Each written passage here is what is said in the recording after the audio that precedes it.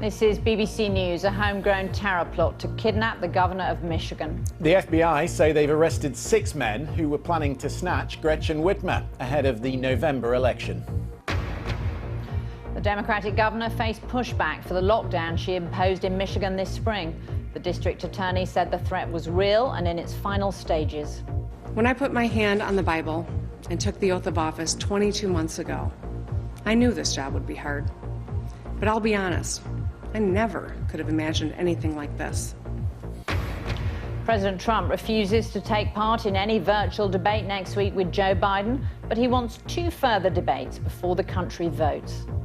Also in the programme, only 2 states in America are currently seeing a decline in new daily cases of COVID. So bad in Wisconsin, they're now setting up a field hospital.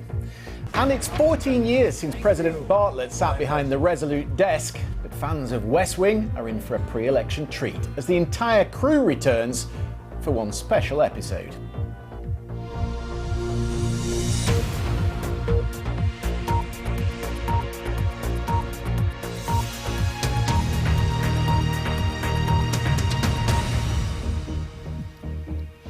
Hello, I'm Laura Trevelyan in Washington. Christian Fraser is in London. The FBI says it's uncovered an extraordinary plot to abduct Michigan's Democratic governor, Gretchen Whitmer.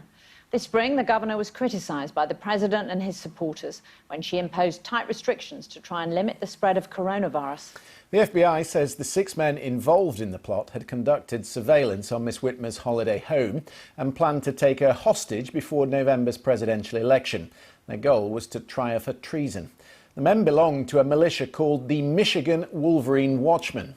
On their website, they describe themselves as a well-armed citizens group formed to stand against tyranny and anyone or anything that threatens to undermine our form of government.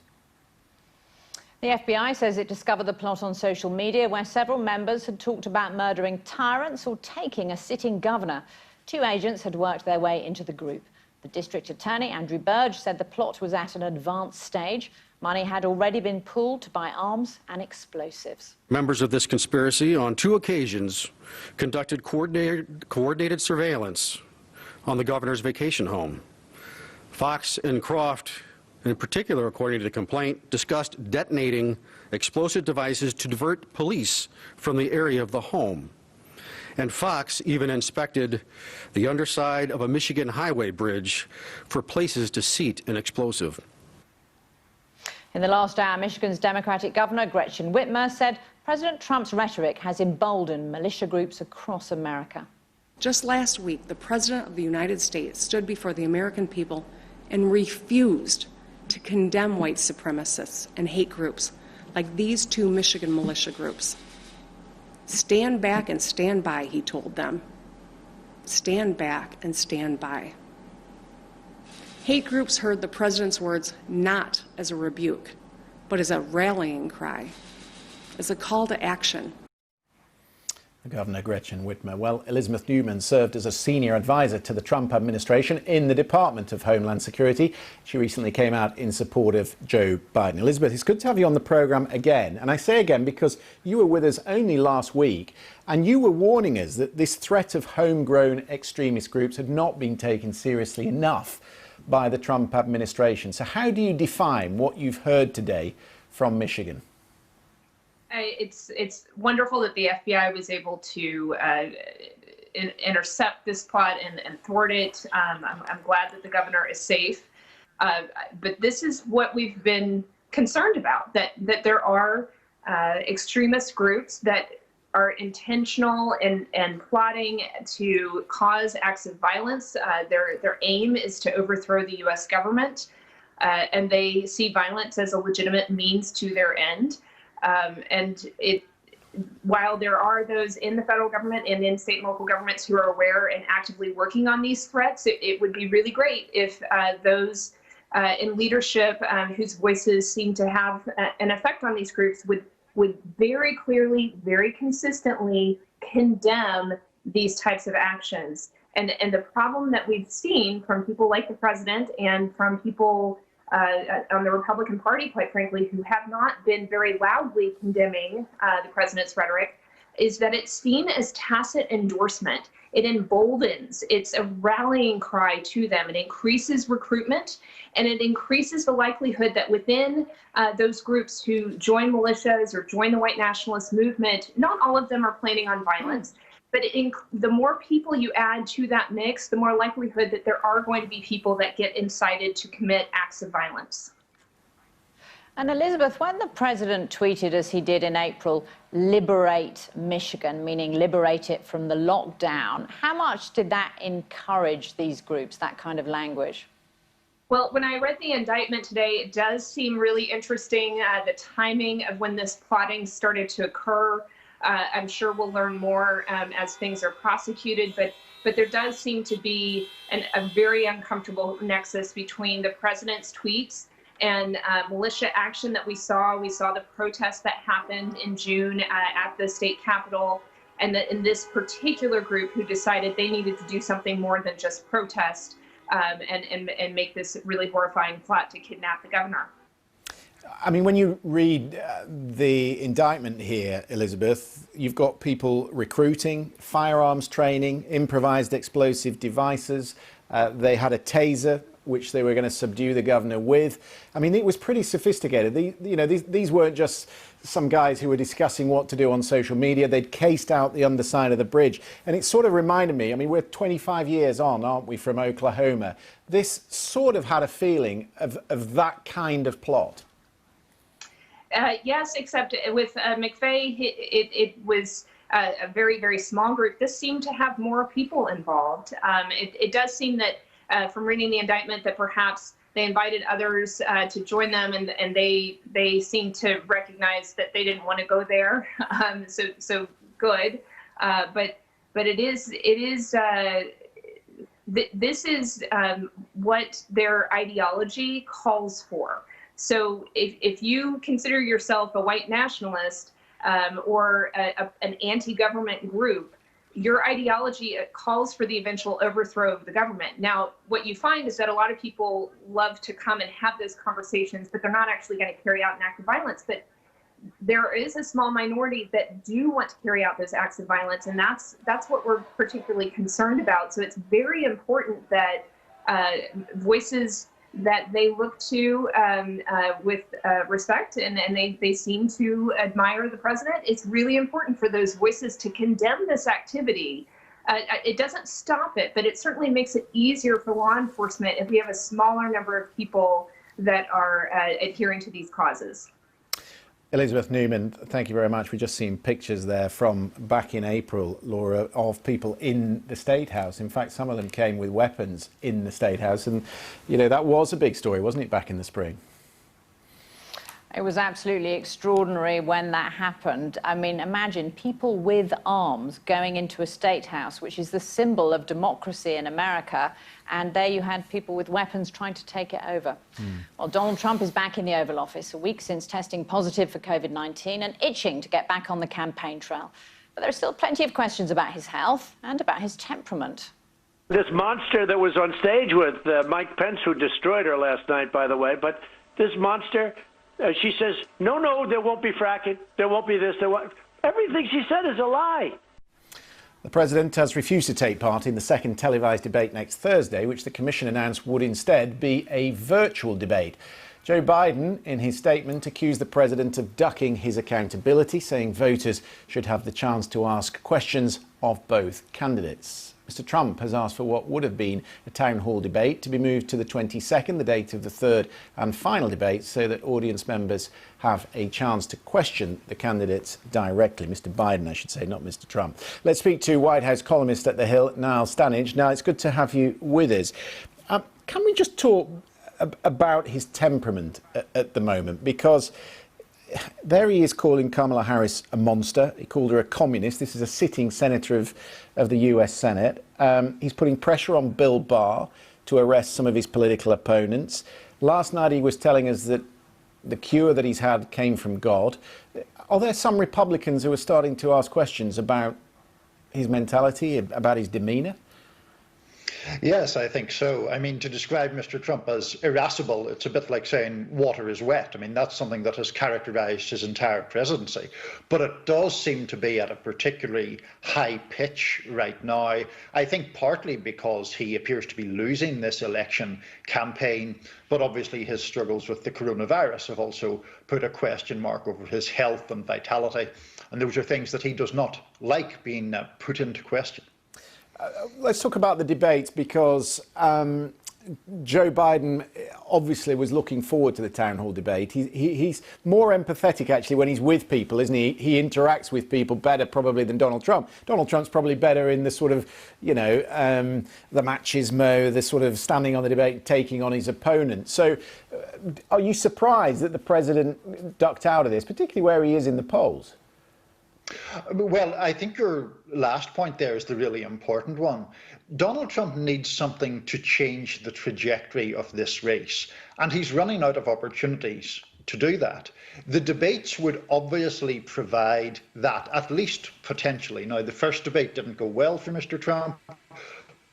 The actual fact of the debates creates the kind of focal point where you can have a game-changing moment. In that regard, I was surprised that he initially seemed to push away the idea of a virtual debate. But then, to your point, Christian, I mean, he does like the gladiatorial stalking and strutting around the stage element, and obviously you can't do that in a virtual debate. You're much more open to the moderators cutting you off and other restrictions like that.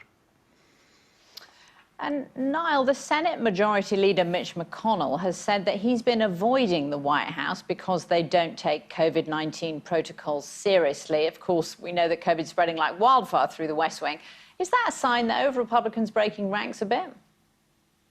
Well, I think it's a sign of Republican concern about what exactly is going on in the White House. The tally of people who have been infected keeps rising, and there are concerns among, I should add, the press corps as well about the restrictions or the protocols that are in place here. It is a problem, and I think Mr. McConnell was somewhat subtly, raising that.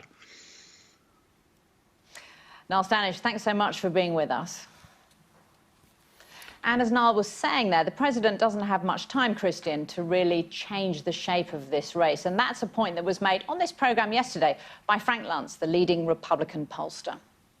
If you don't put the two of them side by side, then the votes that they have right now, the support that they have right now, stays where it is. And the challenge for Donald Trump is that he's not getting any votes from those who didn't vote for him 4 years ago. And that is a recipe for failure. Yeah, Frank's right, isn't he? If there's going to be a comeback, he needs an audience. And there's no bigger audience than a presidential debate.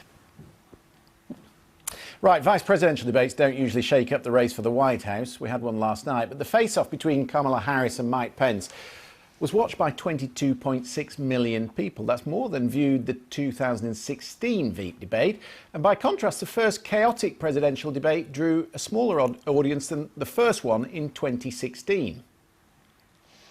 In tone, it was much better than the dumpster fire we witnessed last week. Coronavirus and Donald Trump's handling of the pandemic were, of course, omnipresent. But while they did finally get to the issues, we're not entirely sure the audiences got the answers they might have been expecting. It's called the art of the pivot. Are you and Joe Biden, if somehow you win this election, going to pack the Supreme Court to get your way? Joe and I are very clear. The American people are voting right now, and it should be their decision about who will serve on this most important body for a lifetime. Thank you, Senator Harris. People, Susan, are voting right now. They'd like to know if you and Joe Biden are going to pack the Supreme Court if you don't get your way in this nomination. Let's talk about packing. You once again gave a non-answer. Joe Biden gave a non-answer. Trying to answer you now. The American people deserve a straight answer. Do you believe, as the scientific community has concluded, that man-made climate change has made wildfires bigger, hotter, and more deadly, and have made hurricanes wetter, slower, and more damaging? The climate is changing, but the issue is, what's the cause, and what do we do about it? President Trump has made it clear that we're going to continue to listen to the science. Now, Joe Biden and Kamala Harris would put us back in the Paris Climate Accord. They'd impose the Green New Deal. Well, that was Mike Pence and Kamala Harris last night there at that vice presidential debate in Salt Lake City in Utah. Totally different tone from the chaos in Cleveland. I was there at that debate in Cleveland, and afterwards, pretty much everybody was shell-shocked. Even the Trump campaign advisors who I saw afterwards, they couldn't quite believe what they'd seen. Well, let's talk now about last night's vice presidential debate. We can bring in our analyst, Ron Christie, a former advisor to George W. Bush. Ron, thanks so much for being with us. So do you think that rather polite and polished debate will have moved the needle at all? Good afternoon to you, Laura. I really don't. I think by and large, the American people saw the vice president, they saw the senator from California, and then about 2 hours later, they promptly forgot what they saw and what they heard. They did the Hippocratic Oath last night, which of course is do no harm. I don't think Kamala Harris did any outstanding damage to the Vice President Biden, and I don't think Vice President Pence did anything that was harmful in any meaningful way to President Trump. So all in all, I would call it a draw. It's interesting, though, Ron, that there was so much more interest in this debate compared to the vice presidential debate in 2016. What do you attribute that to? Maybe to interest in the new face of Kamala Harris, or wanting to hear how Mike Pence did when the president has had coronavirus? All of the above, Laura. I've seen data that said that 26 million people watched the debate last night, which is a really strong showing for that debate. I think there are two factors here at play. Number one, you have a president and you have a vice president, hopefully in his mind, to be the next president of the United States, who are in their mid to late 70s. So I think the American people wanted to see who's next in line. Is Kamala Harris up to the task of being president of the United States if, heaven forbid, that Joe Biden can't proceed? And what does Mike Pence look like should the Trump administration prevail and that he resumes office? So there was interest there, but there's no question having a woman of color on the ticket from California, I think, generated a lot of interest of people to say, let's see how she steps up in the big stage. Ron, we've been talking in recent weeks that he's not doing well enough with seniors, he's not doing enough with white women, white men with college degrees, and he's really only talking to his base. And I think he's watching our programme. I think he's actually got it. Have a listen. So, to my favorite people in the world, the seniors. I'm a senior. I know you don't know that. Nobody knows that. Maybe you don't have to tell them, but I'm a senior. We are making tremendous progress with this horrible disease that was sent over by China. China will pay a big price for what they did to the world and to us. I know he's a senior because I'm a trained observer, Ron. But the one thing he's promising them, this Regeneron, this monoclonal antibody that he had to deal with his virus, he's saying, we're going to get this, we're going to give it you free, it's going to be great for the seniors. It's not even got an emergency, it's not, you know, you can't even use it at the moment. He hasn't got that emergency use sign-off, and it's about $100,000, I think, $100,000 a dose. I mean, how's he going to give that to people free across the country? Good evening to you, Christian. You know, this is one of the great things that you hear politicians in this silly season, 26 days away from an election, that suddenly everything's free and suddenly everything is available. By my records and my recollection, there are about 5 pharmaceutical companies here in the United States and around the world that are in stage 3 of clinical trials. You need to get through stage 4 in order to, of course, get FDA approval. So the notion that you're going to promise something that is still in stage 3 of a clinical trial, which at this juncture, as you correctly note, would be prohibitively expensive. I think most people don't know that. Most people don't realize that. But promises made or will not be a promise kept should the president win. Still, I don't believe that those drugs would be ready for market before the end of the year at the earliest. Okay, he needs to keep talking to the seniors. Ron, it's good to see you. Thank you very much indeed. Good to see you too. For those watching on BBC World News, we'll be right back.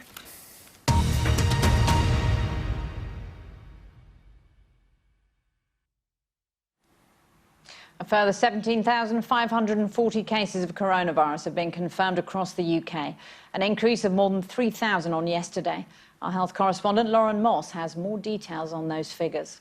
What's really key and important to look at is the number of hospital admissions, because that gives us quite a clear indication of how the pandemic is affecting people. So if we just take England's figures alone, another 524 patients were admitted on Tuesday. That's up by 10% in a day. And the total number being treated now is around about 3,000. So it is rising. But then if you put that into context, if we go back to the end of March, beginning of April, 3,000 patients every single day, new patients were being admitted. Also, it's important to note and bear in mind that this isn't widespread around the country. So the Northwest, the Northeast and Yorkshire and the Midlands have far greater numbers of patients in hospital. Lauren Moss, our health correspondent with the figures around the UK. Similar pattern in the United States as well, which we're going to get to now.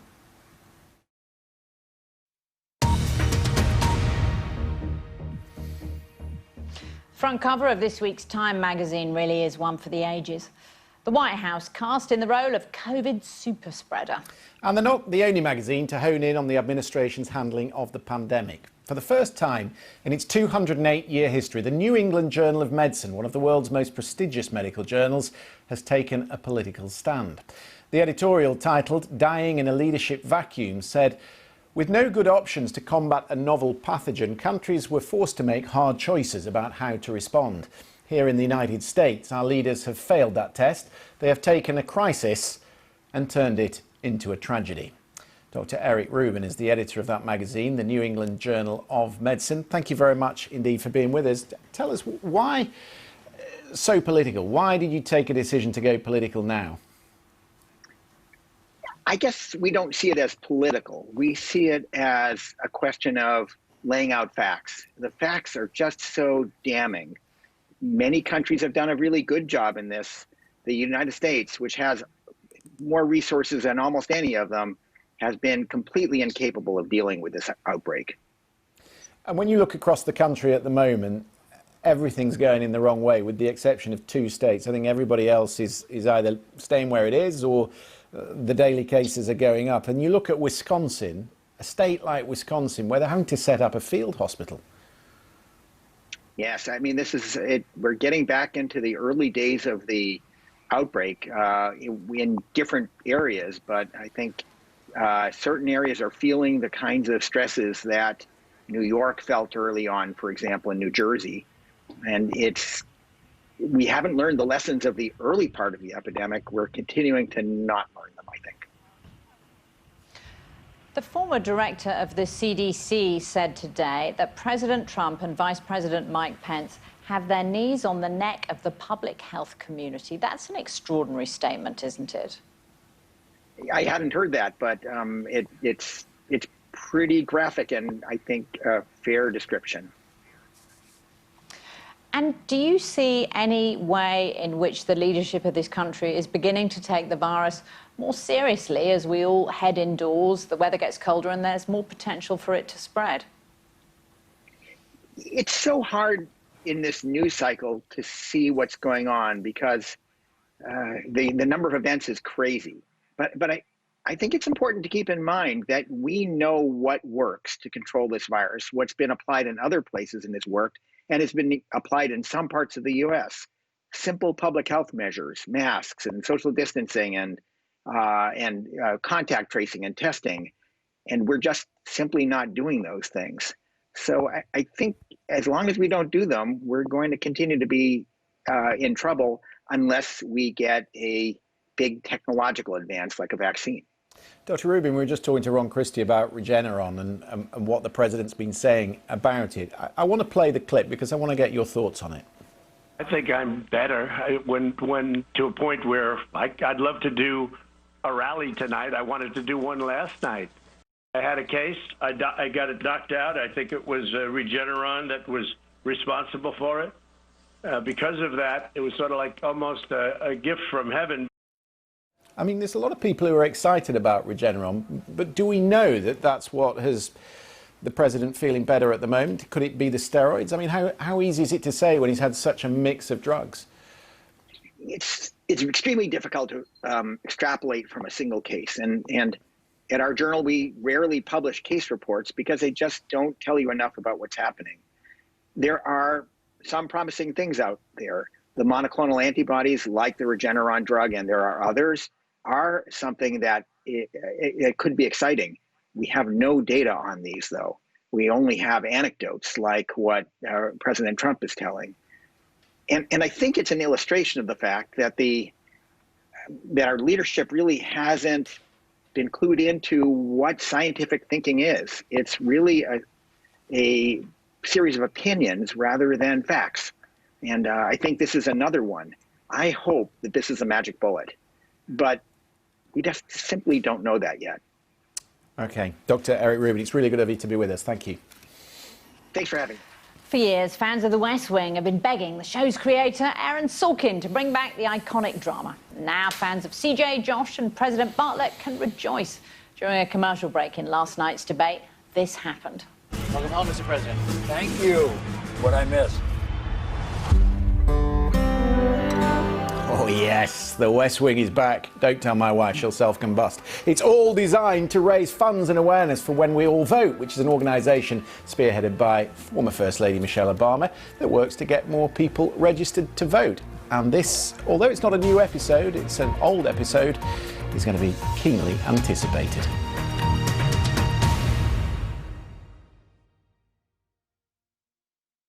Hello, good evening. Earlier today we had temperatures into the high teens across more southern parts of the UK.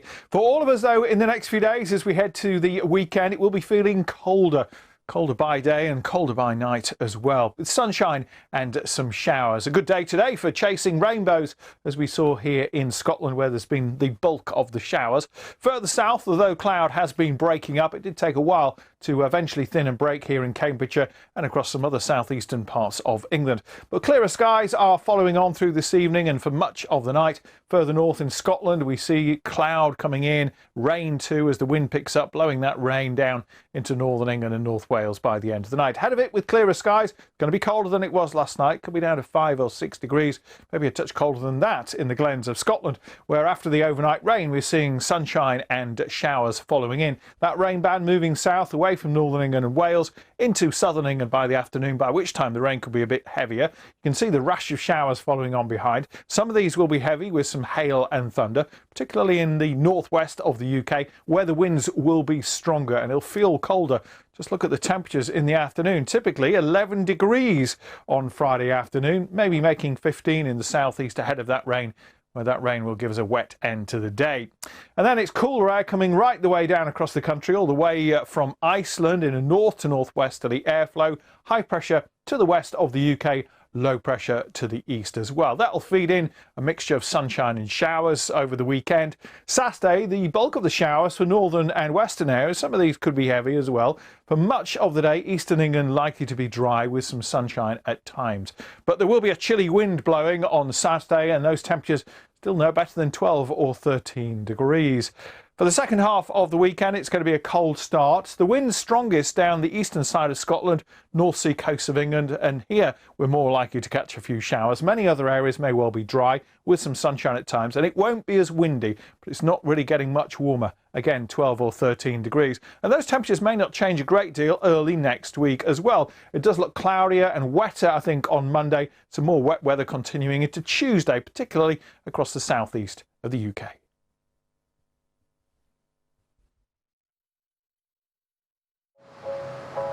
Delivering papers used to mean waking up real early. But now I go after tea, and my bag is way heavier. Oh, that's better.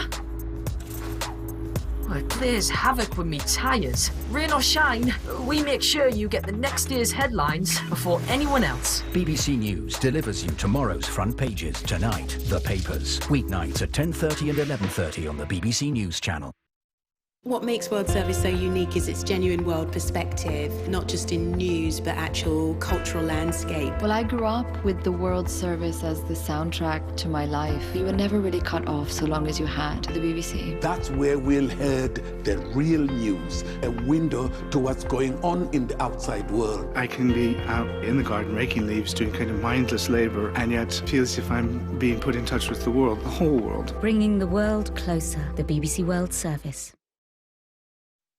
It's election night. That's the moment where he realized, oh my gosh, this is really about to happen. President Trump is a star. He's an icon. He hates for anyone to get more shine than him. First, Trump was maybe a little uncertain, but I think he rediscovered that his inner voice was the right voice. He called me a liar, and I said I won't be bullied anymore. From reality TV star to leader of the free world, the inside story of the last 4 years, The Trump Show, starts next Thursday at 9 on Player. You're watching BBC News with me, Laura Trevelyan in Washington. Christian Fraser is in London. Our top stories. The FBI and Michigan authorities say they foiled plans to kidnap the state governor, Gretchen Whitmer. When I put my hand on the Bible and took the oath of office 22 months ago, I knew this job would be hard. But I'll be honest, I never could have imagined anything like this. We'll check in with the 3 British teachers stuck in isolation in Italy because for 2 months all their coronavirus tests have come back positive. Also in the programme, Mike Pence heads to Arizona trying to defend the Republican stronghold, but he has company. Both Joe Biden and Kamala Harris are visiting today as well.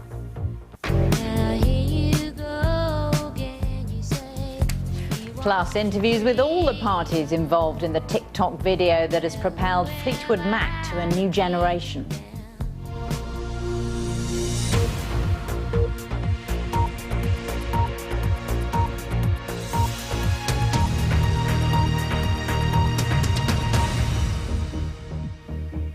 Finding out that you've got coronavirus can be really unsettling, but especially so for 3 British men in their 20s who've been held in COVID quarantine in Italy for 7 weeks. The trio all tested positive for coronavirus on August the 17th, at which point Italian authorities put them into quarantine. And now, 7 weeks later, the tests for Will Castle, Rhys James and Quinn Pachesney are all still coming back positive, and they're still there, in isolation, in Florence. And they won't be freed under Italian rules until they test negative twice, at least 24 hours apart. I'm pleased to say that Quinn is with us, along with Dr. Chris Smith, who hopefully is going to explain for us what is happening with these repeated positive tests. But let me start with you, Quinn, first, and let's get the backstory. So you tested positive back in August. What have your doctors told you about how long this could go on for? So we've not been told any information about how long this could go on for. It's just an indefinite timescale. So sort of in the beginning, we were aired sort of that we could only be isolated for 14 days. And then it just continued once we were told that we required the 2 negative tests. And Quinn, what impact is this having on your mental health? It must be terrible. Yeah, I think we've all 3 of us have done a good job at sort of trying to create a bit of a facade that, you know, in here we're okay. We've tried to keep each other's spirits up and, you know, try and make light where possible out of it. But starting week 8 is just, yeah, it's impossible to maintain that now. Yeah, it is really hard. So where are you? What sort of accommodation are you in? So in Italy, you have COVID hospitals, which is just like a hotel converted into a hospital for all positive coronavirus patients. Right. Dr. Smith, let's bring you in here. What do you think is going on? Well, judging by how Quinn's talking, he's feeling fine. And he doesn't therefore look to me like someone who's acutely infected with coronavirus. I think this is probably a consequence of the way these tests work.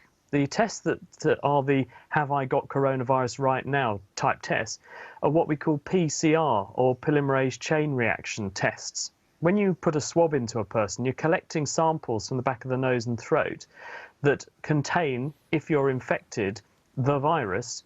They're then taken to a laboratory, and from those samples are extracted the genetic material of the virus, and then they're fed into the PCR reaction, the polymerase chain reaction, which is like a photocopier for genetic information. It makes millions of copies of the genetic material, and those genetic copies are then read looking for a very specific sequence that corresponds to a bit of, specifically, the new coronavirus. And if that's found, then a light bulb goes on and it says this is a positive test.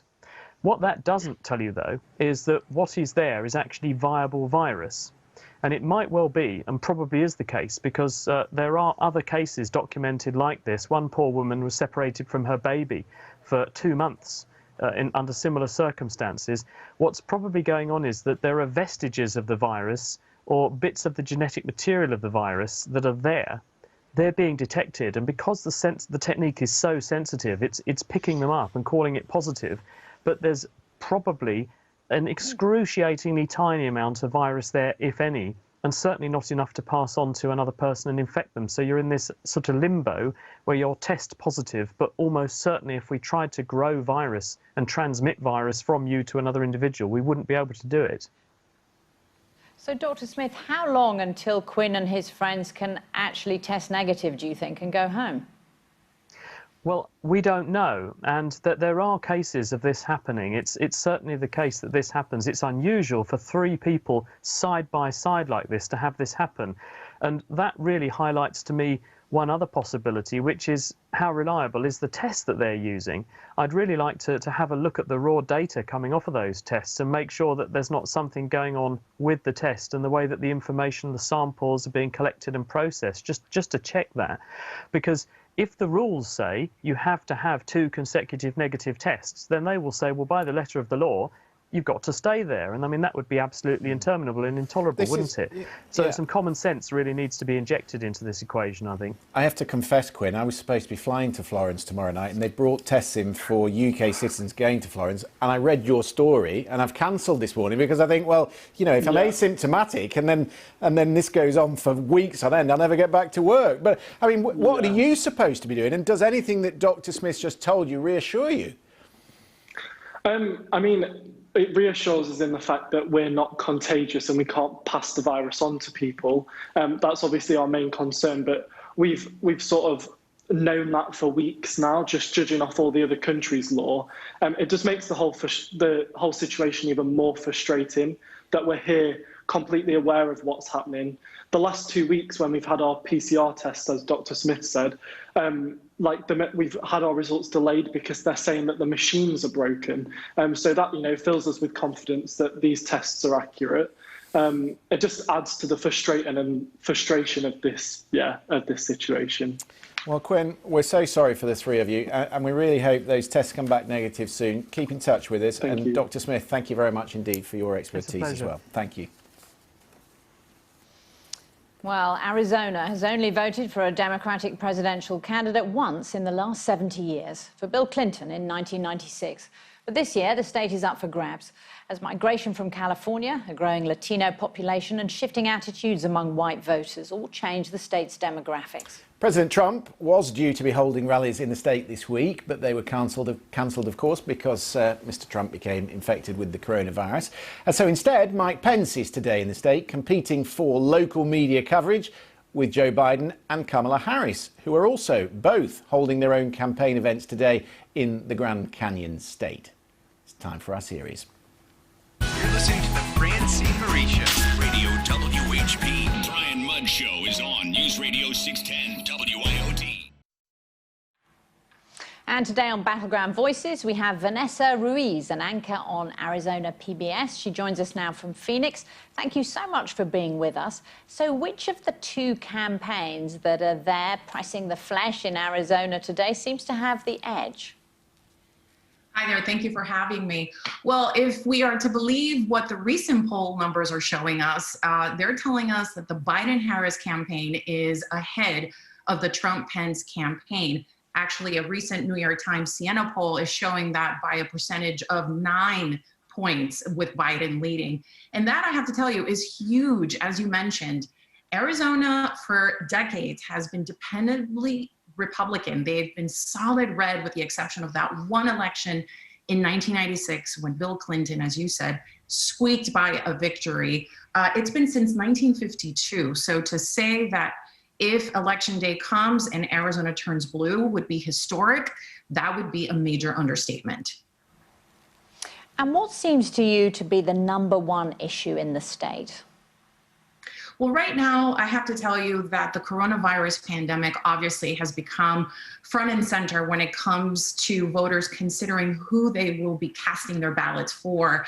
Again, according to polls, and I just want to say, I think if we all learned a lesson in 2016 is take these polls with a grain of salt. However, if we are going to take a look at them, they're telling us that most Arizonans are just not happy with the way that President Trump has dealt with the pandemic. Everything from what he has done and said in the last few weeks to his behavior since his diagnosis just a few days ago. They're looking at this and they're saying, we're not happy with the way the administration has handled this situation. You have to take into consideration that a large chunk of the voting bloc here in Arizona, it's Latino, it's Hispanics. Who has the pandemic affected the most? Minorities. And so they're a part of the population that has seen itself severely affected by the pandemic. But you also have to take a look at who is supporting Joe Biden. And we're talking about women, younger voters, and Hispanics. So again, these are groups that none of the campaigns can take for granted. And as you mentioned, both of them are here in Arizona today. You have 3 of the top 4 candidates. You have Vice President Pence, you have Vice President Joe Biden, and you have Senator Kamala Harris, all 3 of them here in Arizona today. And that is particularly significant if you take into consideration the vice presidential debate that millions of Americans watched on television just last night between Vice President Pence and Kamala Harris. Of course, they're after the Electoral College votes for the White House, of course, Vanessa, but they're also looking at a very tightly contested Senate seat as well. I want to come back to the Hispanic vote because you said it's sort of leaning towards Biden, but Laura was telling me today that Vice President Pence is hedging his bets. He's sort of out in Arizona, but also going across the border into Nevada because actually Hispanics in Nevada see it a different way. Very different, very different. It's interesting. Arizona and Nevada, they're close in terms of geographical proximity, but they are certainly not the same when it comes to who they vote for. You have to take into consideration, Arizona is a border state. That has a lot of different implications in a place, for example, like Nevada. So when you ask people what they care about here, clearly they care about immigration, not just from a social standpoint, but from a financial and political standpoint. You have to think about the fact that Mexico is Arizona's trading partner, #1 ×4. You also have to take into consideration education. Just today, Biden and Harris are meeting with tribal leaders here in Arizona. These are issues that you don't necessarily find in a place like Nevada. Vanessa, it's good to see you. Do come on again and share the news with us on Arizona. We're going to be watching that contest shortly. Thank you. Now, there were tears and plenty of rain this morning as British Airways said farewell to their last 2 Heathrow-based Boeing 747s. Well, those jumbo jets, which have been flying for 50 years, are being withdrawn from service earlier than planned because of the huge drop in demand for air travel. Our transport correspondent Tom Burridge saw them off. The Queen of the Skies on a final departure. It was over and out for the British Airways 747 era. Julie, we're going to bring you in cabin crew. Come on, how are you feeling? Oh, so tearful, sorry. It's really, really sad to see her go, but just such a shame about the weather, but amazing, absolutely incredible. Sorry. A glamour glider through the decades. The original version launched in the 60s and defied all the odds. No need to go to a gym either. Julie welcomed A-listers and royalty on board.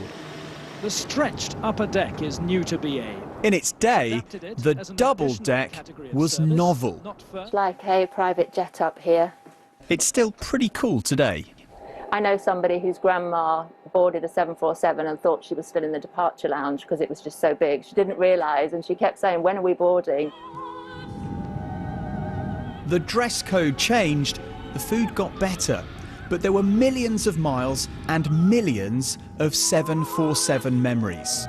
I think everyone knows the Jumbo. You know, it was born out of the moon landing age 50 years ago, and it's been with us ever since. You can recognise it. You just see it when you get to the airport. It stands out. It's iconic, and customers, colleagues, everyone who's had anything to do with the Jumbo, they just love it. Captain Al then at the controls as the last pair taxied out one last time. Rain and tears. A short trip to South Wales for one, the other to Gloucestershire. A fond goodbye. Tom Burridge, BBC News at Heathrow. You know, that's my favourite plane, Christian, the one that takes me from New York to London. I'm shedding a tear for that too. Stay with us on BBC News, still to come. The viral clip of one man's tribute to Fleetwood Mac with the help of his skateboard. We'll speak to him live next.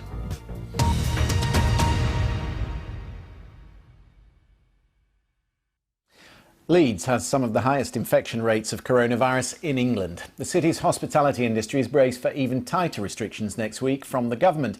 Our North of England correspondent Danny Savage has been speaking to people living and working in the city. Within a few days, millions of people in northern England are likely to be living under even tighter restrictions. Pubs and restaurants could be shut down again.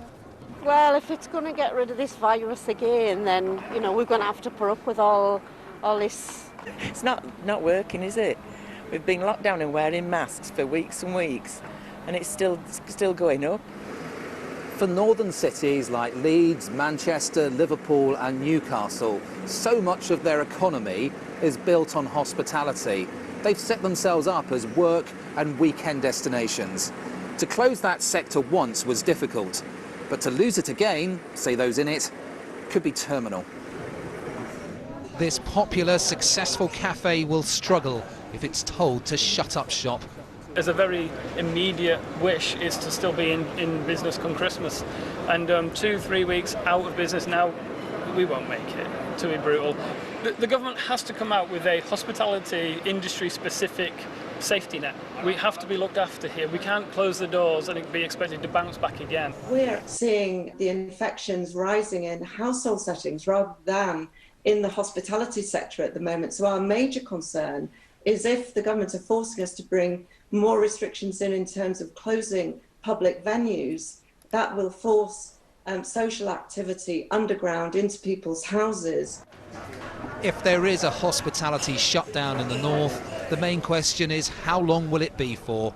Danny Savage, BBC News, Leeds.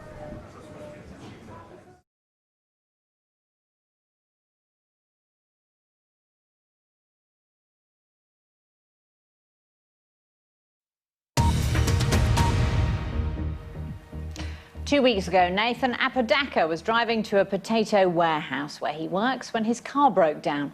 Unfazed, Nathan grabbed his skateboard, picked up his cranberry juice, put on some music, Fleetwood Mac, and off he went. And in adversity, there was also an opportunity to film another TikTok video. Yeah, but this was no ordinary TikTok video because that film went viral. It's been watched almost 30 million times.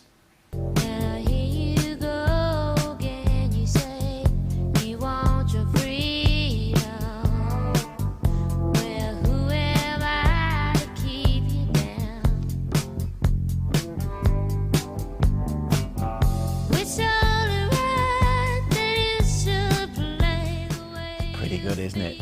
And it's picked up quite a few imitators along the way, including one of the founding members of Fleetwood Mac, Mick Fleetwood. And he's done his own TikTok version. Well, the video has been such a viral sensation that Fleetwood Mac have had one of their best weeks ever with Dreams. It's been streamed 8.5 million times online, and we're so pleased to say that Nathan joins us now. Nathan, it's good to have you with us. A viral sensation. You're about the most famous person I've met this week. Things that catch on, they're so random, aren't they? And this is really random. Did you know what you were doing? No, obviously, you know, I was just putting out content, you know, like Gary Vee says, you got to get out there, you got to put out content. You got to satisfy the people that are following, you know, just got to get out there and put out content. And that's what I was doing, you know. And you were filming yourself, were you? I mean, you're skateboarding downhill, are you? And filming yourself as you go? Yeah, that's exactly why it was perfect timing, because I caught the wave is what it was. But yeah, it was the road going downhill, so it was just perfect. I just had the juice in one hand, the camera in the other hand, and it was just perfect selling. It is a wonderful video, but why did you choose that song by Fleetwood Mac? It's the only song that was in my playlist that actually was something that I could vibe to at the moment. I go through the playlist in my TikTok and I have over 150, I'm gonna say. And like I said, I went through the top 10 that was in there recently, and luckily Dreams was there. And like I said, it spoke to me when I heard it, and I seen the video in my head before I did it. So usually when it's like that, that's what I do. I do the video, and yeah. Such a great song, isn't it? And it's been streamed 8 million times the past week. I mean, what do you think Mick Fleetwood would make of it? I don't know. I'm pretty sure he's happy about it. You know, I always hear the numbers and they just keep rising. And, you know, it's amazing, you know. It's amazing. It is amazing. Tell you what, Nathan, shall we ask him? Mick Fleetwood. Mick Fleetwood, welcome to the programme. Say hello to Nathan. Hey! That's what's up. That's insane. One, we owe you, and it's such a celebration of everything. I've heard you talking about it, and it's so joyous and fun, and I was just led right into it, and people around me were going like, you know, from Dad, you got to do this, it's so cool. And so we did it, and here we are talking. And I just want to say, outside of Fleetwood Mac, you know, we owe you. It's such a great story, and so needed in days that are really challenging, and not to get into that whole thing, but I've heard you speaking, and it makes people smile, and I'm so happy to be part of it. And congratulations on a wild, wild skateboard journey that has led us to talking today. So it's truly my pleasure. Thank you, Mick. Thank you for going out and making your own TikTok, you know, making your own TikTok account. Just everything that you guys did, the band retweeting it and everything, you know what I mean? It's amazing that you would just go out and take the time to do that, you know what I mean? Like I said, I feel blessed and I appreciate you. It's just awesome. Mick, it's brilliant. Yeah, I think it's brilliant. I hope to goodness one day we meet, and I feel like I own and know you, you know. You're right in my heart, you know. Mick, I was just going to say, Mick, that the amazing thing about this is that you've got 16-year-olds now who love this song because of TikTok, just as 16-year-olds would have loved it in 1977. And you're now embracing TikTok. Is that really what the music industry is doing? Can you see the power of it? Well, I think the whole technology world is something that I'm still growing into. I know Nathan is way more aware of what's going on out there than me. So I'm happy to follow, but it's truly where, especially in this day and age, everyone is looking to express themselves, musicians and everybody in all their different ways, connecting families. So any model that's out there, and TikTok is most certainly one, that at the moment just seems so, it's not all about some of the other formats have got very complicated. Right now, people are just really in the moment, expressing stuff in these little moments, and I think that's so what is needed now. And I applaud you, and I'm happy to be talking to you. Really happy. Well, you've both done an amazing job, but Mick, some of our producers here weren't even born when you first performed that song. So what does it mean to you to have this music brought to a new generation, and they love it too? Well, amen to that. And the whole thing as a musician and knowing our music is reaching people. And we've been so lucky as a strange, crazy band to survive all these years anyhow. And having this is really just a monument to opening up new doors. People, I mean, you're right. There's a huge young audience that we're being introduced to. So we have no complaints. And we also have our own hearts of expression, which is exactly what you've done, Nathan, is just express and bring something to the world. And for us, we always have a deep gratitude for people that love and listen to our music. And you've certainly guided them right into this new generation. So Nathan, we're very happy. Nathan, who is that in the background of your shot? There's someone very excited in that room. Bring them in. Who is it? That's my daughter, my youngest daughter. Come on, get him in the shot. Let's have him in the shot. Oh, yeah, I'm sorry. My oldest daughter. Is she a Fleetwood Mac fan? constantly listening to Gypsy. Gypsy's her favorite one, right? Landslide. Okay, Landslide's her favorite one, and yeah, like I said, just everybody, you know. And this is her mom, you know, and giving her all the time listening to Fleetwood Mac. You know what I mean? Like I said, thanks again, Mick, for the letter. I received it today. Okay. And, yeah. I wasn't sure whether you get it, but yeah. Steve's going to be. I hope Stevie's watching. She's going to be overjoyed. Listen, we're going to play out with the song. We're out of time. We're going to play out with the song. Mick, thank you very much. Nathan, thank you very much. Keep up the good work. Here's that brilliant song. See you soon, Nathan. See you, man. Bye. Now there you go again. You say you want your freedom.